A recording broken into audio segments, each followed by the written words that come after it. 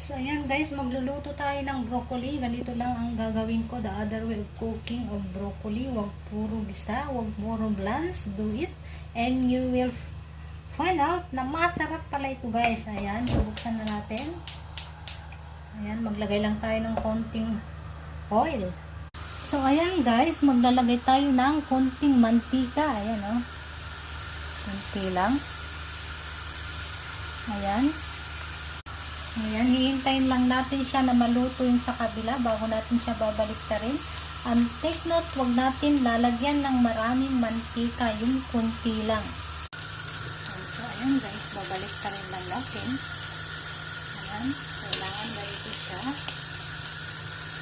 Yung kabilaan, bago natin lalagyan ng pampalasa. Ayan. Ganyan dapat. Mas luto pa, mas sunog pa.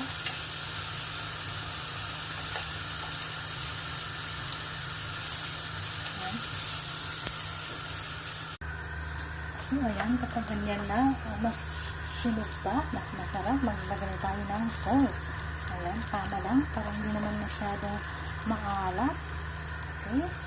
Then, pwede rin tayo maglagay ng chicken powder kung meron. Ayan. Saka pepper, black pepper. Ayan guys, may wala kaming black.